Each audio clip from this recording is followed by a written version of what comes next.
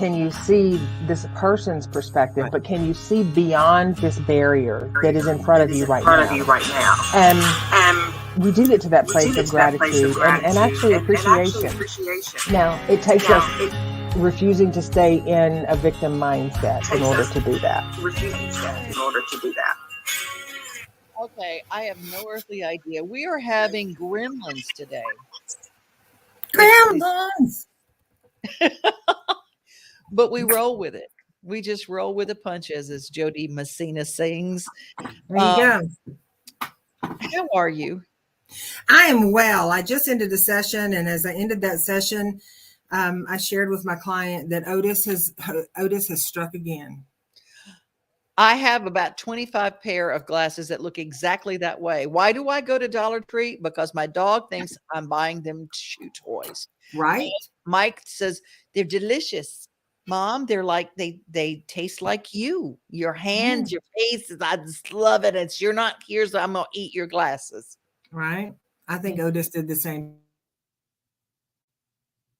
thing. He was kind enough to bring me glasses so that I would see it. And I said, oh, okay. So, but fret not. I have another pair.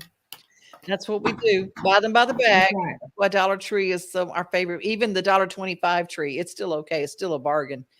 Right. Today, look for love in all the wrong places. You know, so we're going there today. We're going there. We're going there. Let's looking for love. It's like, love and all the different permutations of love. And it's springtime. And when springtime happens, people start looking for love, and they develop spring romances where there are none sometimes. And they believe stuff is love when it's not. And so now we're going to talk about how to have ourselves ready to accept a new relationship, how we can rekindle a relationship that needs some help. We're going to just talk about love and all the different things, because when it comes to springtime, and it's something about this time of year that people start going, and summer romance just around the corner, people will accept things that aren't necessarily good and right and true. So let's talk about love and what does real, good, nourishing love, how should it feel? Now, I don't mean the, oh my gosh, they're so cute and I just adore them. I mean the nourishing kind. What do we need to look for? What should it feel like inside, Teri? Well, in order to recognize it, and I know I'm going to get a lot of internal eye rolls on this, but in order to recognize it, we have to know what it feels like for us. Love is different for each person, just like happy is different for each person. So people will say, well, I just want to feel love. Well, for some people, love is fireworks, bells, and whistles 24/7. And other times love is companionship and knowing that you have someone there that, yes, there are bells and whistles, but you also have someone there that can really connect with you and they get you. And they also are in a healthy enough place that they can be a container for even the parts of you that maybe you aren't ready to love yourself. That doesn't mean they're there to fix you. It just means they're there to hold space for that. Sometimes I think that, and this is another internal eye roll, and I really have always hated it when they go, well, to find love, you have to first love yourself. People, we don't really understand what that means. Let's talk about what feeling love for ourselves is. What does that mean? I tell clients that when we're talking about self-love, we really break it down into self-kindness first, because we have to be in a place where we're only willing to give of ourselves, but we're comfortable receiving. We're also comfortable with things working out in our favor without a knee-jerk reaction to wanting to sabotage.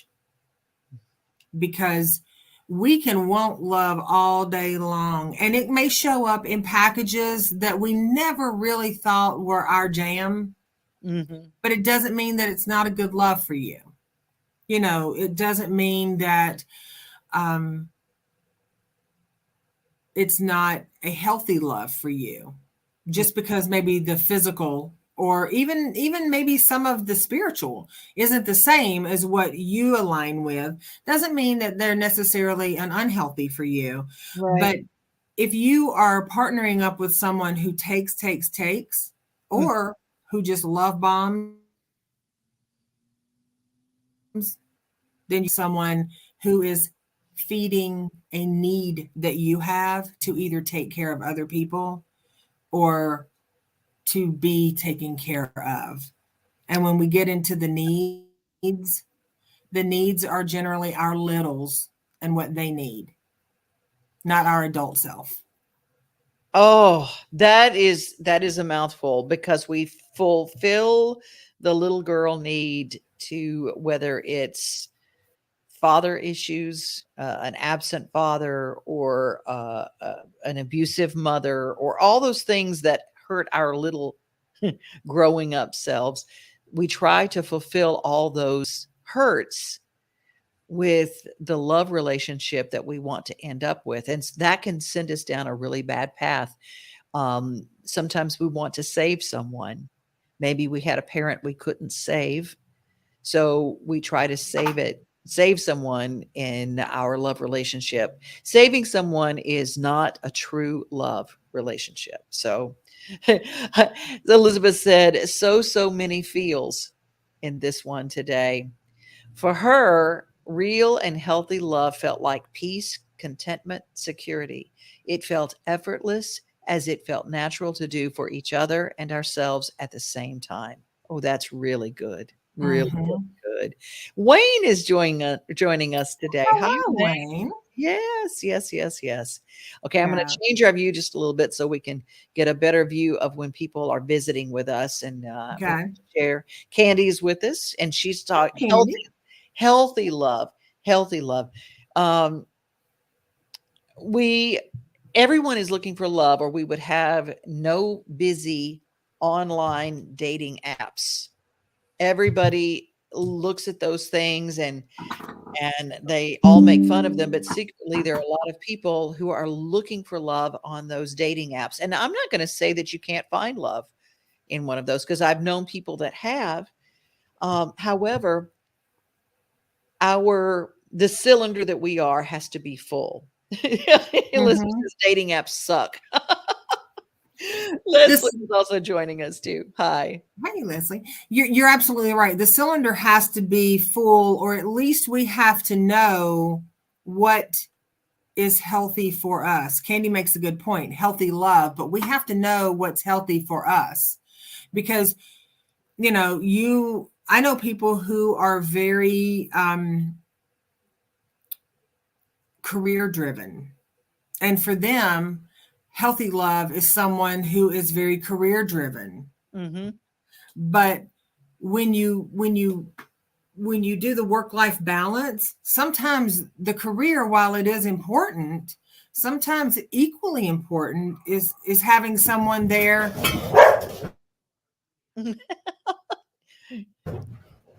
I saw the postman again. Sometimes having someone there, for some people, having someone there that just, not to say they're just there, but the essence of support is just there. And not support in the sense of they need to do something to complete you, but they're just there. They're there to talk about the things that are important. They're there to talk about the funny things. They're there to share with you and to have you share with them. Defining what our healthy is one of the first ways, whatever it is. If it's like, what do you need in a partner? What feels good to you? Safe, healthy, good personality, happy, whatever those are, define that, break it down, because it's different for every person. Exactly. And I always say, put your list of what you want in a love relationship, whether it is a friendship, whether it is a romance connection, whether it is a business love and you're having a business partner, because there's a certain amount of that. People go, oh, it's just business. No, you better be able to say, this person that I'm in business with, I have a love for them. I have a respect for them. That might be what it is. I have learned to put my pets in my love scenario, because there is never a time, if you are an animal person, when a non-animal person comes in and says, well, I can deal with your animals, but I'm really not an animal person. Okay, that's a red flag. That's a red flag. It is not a green light, as you say, Teri. If you have something that is passionately part of your life and someone comes in and it is not passionately part of their life, they don't learn to love that. If they just say, for instance, and I'll just throw mine out there. There was someone in my life and he loved animals. Oh, he loved animals. But then as it turned out, it's like, well, I don't like dogs in the house. Who are you? And what planet did you come from that you don't have a dog in the house? I don't want a dog in a dog pen out back. That's not the way we do things in this century, dude. And so I didn't even realize at the time that was a red flag. I made it a green light. I go, oh, I'll talk him into it. Not going to happen. That's an example of know your passions ahead of time, defining you're healthy. And sometimes you might link up with somebody who may be, initially like, yeah, I don't do pets. And you might find that it's because they weren't allowed to have pets growing up. And they may actually love pets once they're exposed to them, our little fur babies. But all of that is, more than anything, we're not green lights. The red flags do not mean, oh yeah, I know that's a red flag and I feel some way about that, but I'm just going to push through that because I know I can make this person happier. I know I can make them healthier. I know I can make them whatever. You're not. You're going to make yourself crazy trying to make somebody something they're not, because that's not what they were born to be. Elizabeth says, my love bar is set nearly impossibly high. I had my soulmate for 17 years. I won't settle for anything less again. Okay. First of all, impossibly high just means right for you. It's really not set high. Somebody says, well, there aren't many people who will fill that bill. Okay. I'm not looking for many. I'm looking for one, and that's the thing. It's like, because we put specifics down on our list, that's the way it starts narrowing down. It's not just any port in a storm. But also, and this is, Elizabeth, this is not directed to you unless it resonates, and then, get naked and swim around in it. But also, impossibly high can be a safeguard for ourselves, because we can experience love and then we can lose that love. And then we don't want to ever feel that pain again. So near impossible for anyone to ever feel that bill. Have you ever seen, and anyone, because I don't see a show of hands here, but the movie Practical Magic with Nicole Kidman and Sandra Bullock? In there, as a young child, Sandra's character experienced pain. Now, she was a little kid, like 12 years old or something, but it was a breakup within their family. So she created the impossible, the one blue eye, the one green eye, the one, the limp when you walk, just the whatever it was. And sure enough, when she was ready for that love, it presented itself to her. So we can create impossibles, but they're not impossible. They're not. Mm-hmm. We just have to know, this myself, instead of sitting around and praying and hoping and doing all our woo-woo juju and whatever to attract the right person into our life, do the work that when the universe or God puts that person in your life, you're wise enough to see it.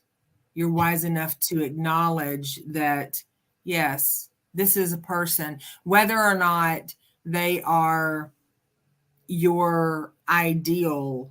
I can't believe I just had this conversation with a client, and they asked me what we're talking about today, and I said I never know what we're talking about really, but as I just can't believe we're having this right now. Well, I can believe because that's just how it works. But Yeah. You know, I would have never been attracted to my late husband because, I mean, realistically, he was a cross between John Goodman and Fred Flintstone. And in my reality, that wasn't my type. You know, I had a type. They were 6 foot or over, and, you know, but he was the best gift in my life. So we have to be ready. We have to be willing to hold ourselves accountable, to be ready for when that love shows up, no matter what it shows up in.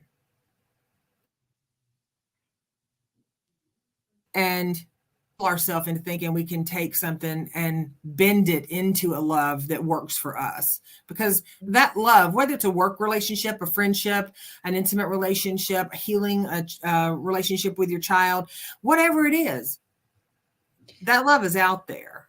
We just have to be receptive to it and not scared of it. Okay. Another thing that is really, really important, and I know I'll have people that disagree with me on this, and I don't care. I just don't. Spirituality and how you think that way is probably the most important thing. If you, and because there's a phrase in my Christian belief, unequally yoked. And my grandfather, who was a Baptist preacher, used to ask me, but are you equally yoked? I didn't know what he meant by that until I saw one of my horses. I had a big draft horse that I leased to the Mennonites. And he was not equally yoked with anyone because he was bigger, stronger, faster than any of the other horses. And the fields were always lopsided. He would take off and these other horses would be kind of dragged along. So it made the lines weren't straight. They were not equally yoked. And I've spent my life many times being yoked to someone that I was not equally yoked with. So it was always a little lopsided, a little left footed. And when we are equally yoked with someone spiritually, it's amazing how that can take you in another direction.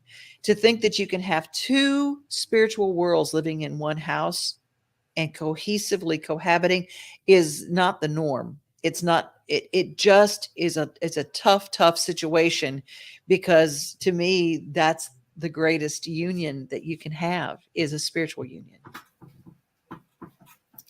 And to that, because, you know, we always show contrast here. I have friends that are, that practice Hinduism, that are married to a friend of mine that is Catholic. And it's not that they are not equally yoked. They have their own beliefs and they have a respect for one another, for their beliefs. And they don't make anything work. It just works. They don't have to make it work. It just works, you know. And I always say that there are those, for me, I didn't think that it mattered. And I learned very quickly it really did matter to me, for a day to day, a day in and day out. And so for me, having that place where you go to and you have this connection that way, that was important to me. That was a non-negotiable. And I think having a list of your non-negotiables is important. Tim, hi, Tim. I'm so glad that you're here. I did not even want or think about being in love or thought about a relationship after 6 years being single until I met Clint. He was, and I was like, holy cow, spiritually yoked. Many years of self-care, self-love, and self-worth. And now I realize, wow, Clint is the person for me. And he shows me each and every day. Truly blessed now. Kissed many frogs, now my prince. Oh, I love you, Tim.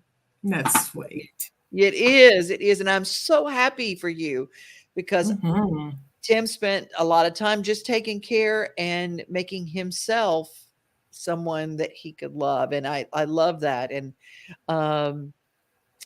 Yeah, Elizabeth, I just love that for you, Tim. I always hear relationships are hard. When I was with my guy, it wasn't hard. It just came naturally.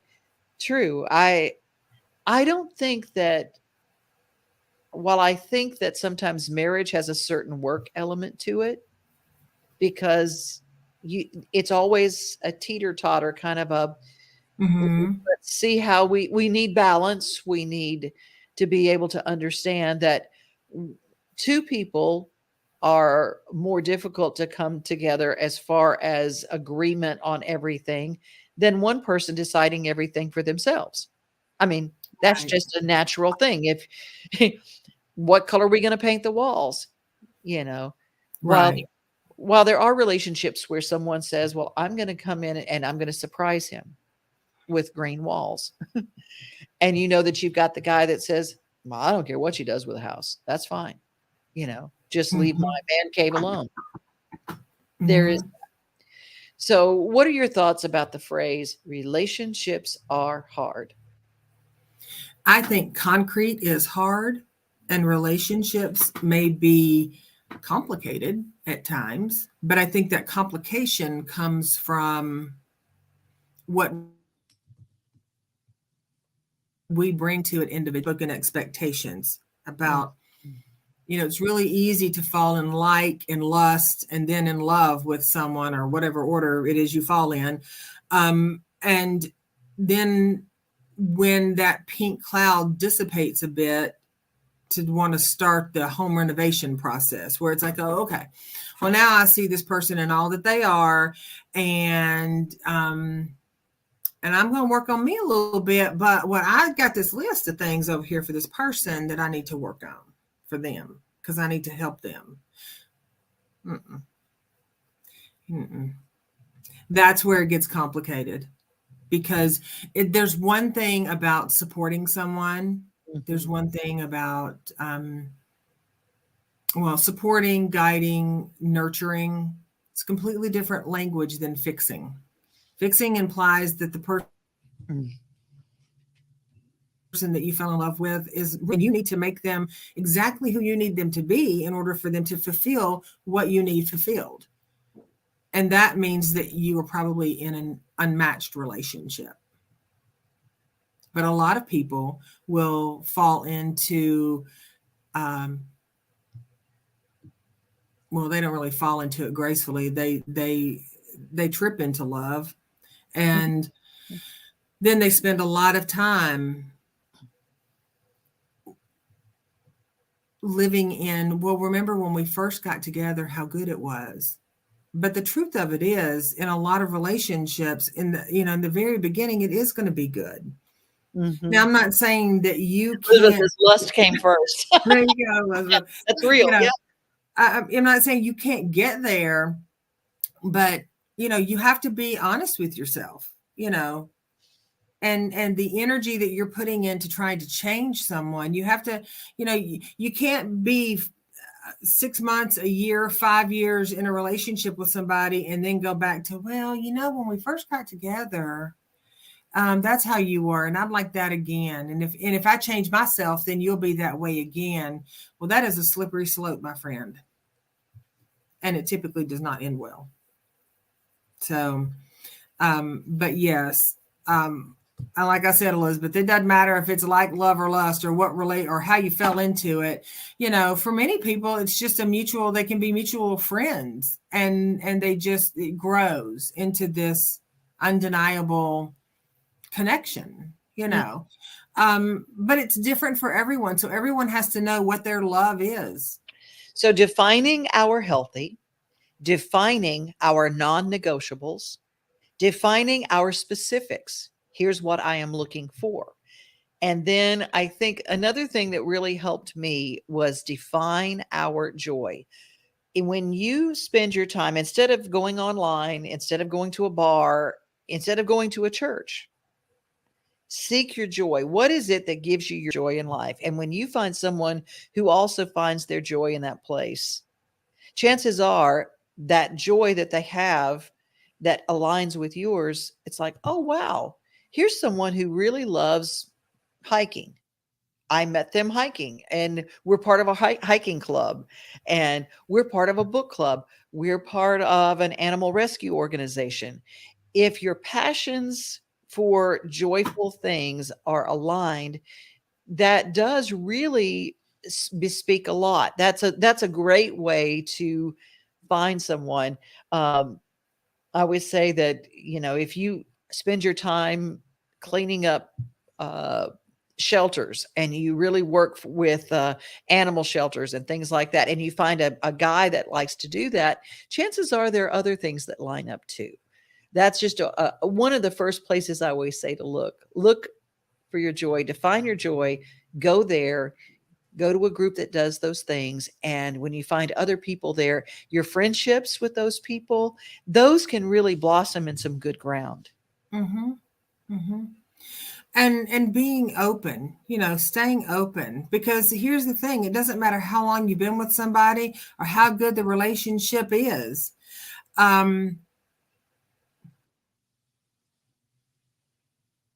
Creating space for yourself, your own interpersonal relationship, and your own spiritual relationship, and even sometimes your own family relationships. It's good. I hear a lot of people say, well, when I find my person, we're just never going to leave each other's side. Okay. That's questionable. Sometimes we find people we just love being with, and we are best friends with them, right? But if you're in that place where they can't go do what they need to do or they want to do because you got to go, even if you don't like doing what they're doing, because you just can't stand to be without them. Mm-hmm. I got a business card for you, because that's not healthy. Absolutely. Oh my gosh, Jeff Hogue. I love you, Jeff. I'm loving every aspect of this conversation. Yes. I just hate when we have these Hallmark versions of what love is supposed to be. And it's something that's when that is our expectation, I'm going to promise you that something about the relationship is going to fall short, because they do not write a script for real love. They don't write a script for what it's like. And fixing is not falling. I love that you brought that up, because if we see someone that is a project and that's what jazzes us, it ain't love. And that's also what will be the demise of many relationships. I've relationships like this, where we meet someone and either you're looking to be taken care of in a physical, emotional, mental way, or you are wanting to take care of someone. Mm-hmm. And then once they get healthier and they no longer depend on you, either there's going to be an established relationship, or one person's going to feel a little salty because the other person now doesn't need them anymore, and you've changed. Well, of course they've changed. They've healed. I know people who have had back surgeries and brain surgeries and all kinds of things, and they have fallen in love with their person during their healing process.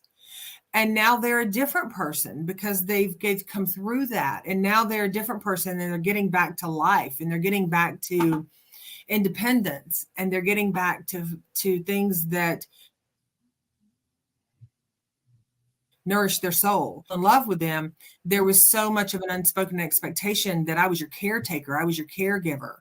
And now you don't need me anymore. And now things get a little wonky, because at that point, there's really some issues that have to be worked on, or we become incredibly unhappy and unnecessarily unhappy in what we call love. And then the next time we go to fall in love with somebody, we assume it's going to be,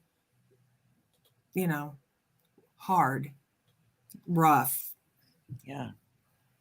Yeah. And it doesn't have to be. Okay. Here's my thing is, if you have repeated the same relationship with different people over, and they have all ended poorly, okay, it is a chance to look, okay, you're the common denominator in all of these bad happenings. Okay. Doesn't mean that you were bad. Doesn't mean that you've done, it means that you keep choosing the same type over and over and over. And it didn't work the first time, the second time, the third time. Maybe you're trying to correct something that happened way long ago with, okay, but this time I'll do this different. This time I'll do it this way. And if it's the same person and it still hasn't worked out, listen, listen, pay attention. And the other part that I'll add to that, Devon, is that if you're deciding in the moment that, well, I haven't changed these things, but now I'm attracted to this person, so now I'm going to do things a little different. If you're not living, odds are you're not going to stick to them when you get in a relationship or you start dating someone, because the warm and the fuzzies are going to get in there. The butterflies are going to get in there, and suddenly somewhere along the way, the butterflies that are all flittering around and they just feel so warm and fuzzy and we love them, at some turn in the relationship, they turn into pterodactyls. And now they're not fun anymore because you're worried that you're going to upset somebody, or you're worried, you listen for how the car door shuts or how they speak to, and that's not love. That is trauma bond. It is not love. It can feel like love. It can look like love. And sometimes it can certainly sound like love. Mm-hmm. Did y'all hear that? Trauma bond is not love. Trauma bond, not love. When we repeat the same thing and it makes us feel anxious. Oh, Candy, walking on eggshells is not love. That's right. Nobody wants floors of eggshells for a lifetime. No.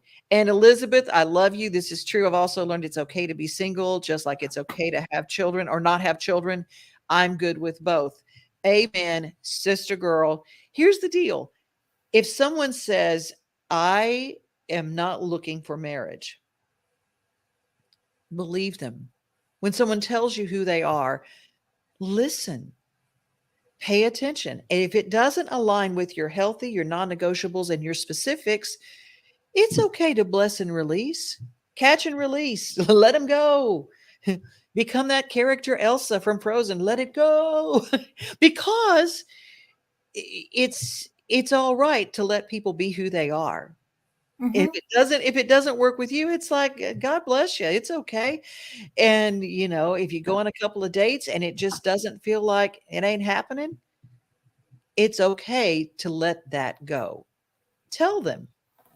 Yeah, it's absolutely okay. It's also okay to remain fluid in it, because again, when people first get together, they're trying to figure out, like, we have our absolute deal breakers. And then we have this whole area of like, well, I don't know. I hadn't really given that much thought, and dating these days is not the way it was 10 years ago or 15 years ago, or Lord knows 30 or 40 years ago.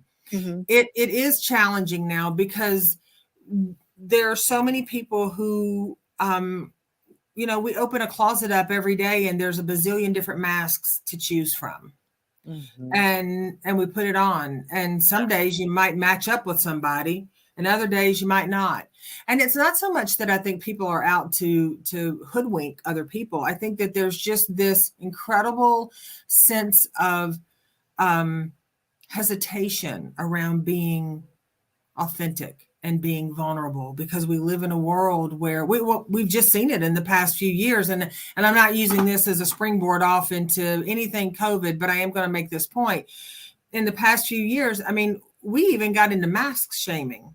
Like I would get out of my car and head into a store and be like, get to the door and go like, oh my God, I forgot my mask, and I would just be like, oh, what are they going to think about me?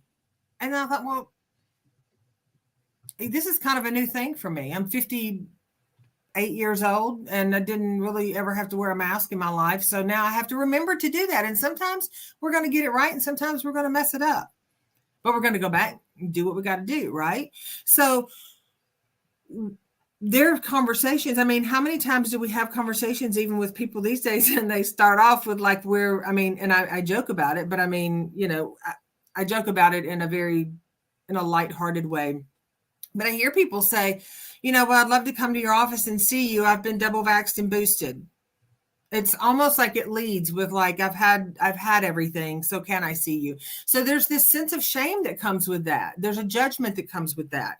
And we do that with people. We do that when, maybe you link up with somebody that you think is fabulous and they pull up in their little 1982 Toyota Corolla and suddenly you're feeling some kind of way because it's like, well, wait a minute, or we as a population have become hesitant to be vulnerable because exactly, it's a dangerous place to be if you're not comfortable being there. Candy says there's nothing wrong with being single if you don't find someone who is authentic to you. And I'm going to add one more to that, Candy. It's okay to be single if you find someone who is authentic to you and you just go, you know what? I adore you. I love spending time with you. I also need to have my own house. And it brings me, it's like, it's okay. Because that's where I am in my life. And I've always been that way. And my mom had this moment where she's like, you'll never find someone because you want someone to live in another house. Yes. You have a couple that I adore this story. Please share this because if you are, do you, boo? Tell us about this couple. They literally are married and living in separate homes. Mm-hmm. I went to high school with a girl, one of my best friends in high school, and she married her husband and they lived in the same house for a hot minute and decided they deeply and passionately and dearly loved one another. And they were the best of friends, but they could not live together. And so he has a house that is about a mile down the road. I think 3 children. They have 5 or 6 grandchildren. They get together, they do things, they share, they go to one another's homes, they have sleepovers, but they do not live in the same house. And they are absolutely happy. They are happy with that. It works for them. And so am I or anyone else to like be judgy about that? It works for them. Well, we're going to have this conversation a little bit more going into the springtime because when it comes to springtime, people's thoughts turn to love. Leslie, my niece told me one time that she needed to find me a husband so I wouldn't be lonely. I tried explaining to her that just because I was single didn't mean I was lonely. Absolutely.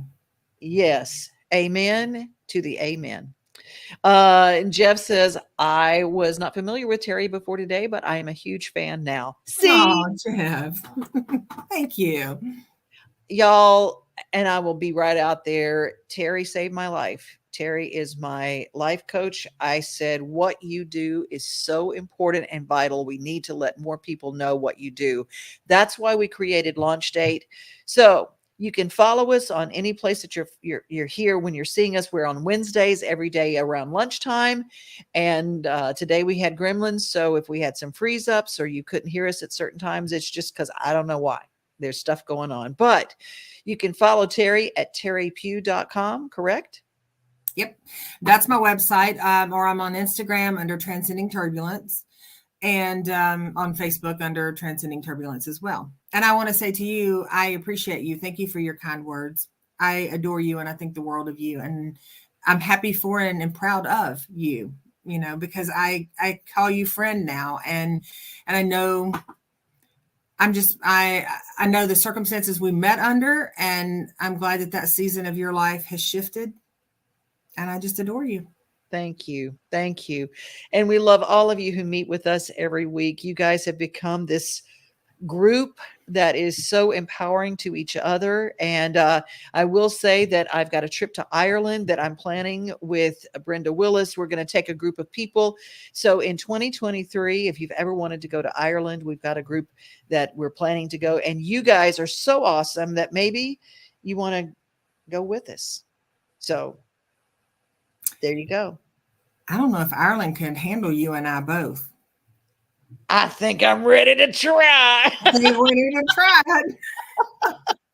All right. Well, if you want to find out a little bit more about that, devonoday@gmail.com. Jeff, I'm so glad that you joined us today. I love you more than lunch and jewelry.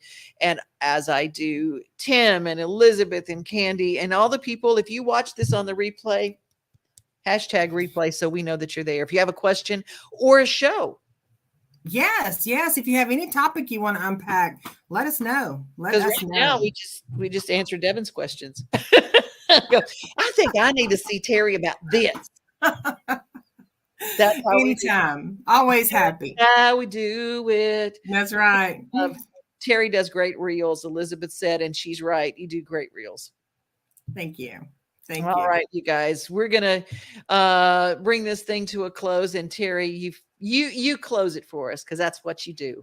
Oh, my closing has grown longer, but I'm okay with that because I'm inspired. As I have begun to say, I hope that as you go through the day, you create mindful moments that tip the scale in favor of a peaceful, clear, beautiful day for yourselves. And we appreciate each and every one of you for sharing with us and allowing us to share with you. And until we see you again next Wednesday at noon, increase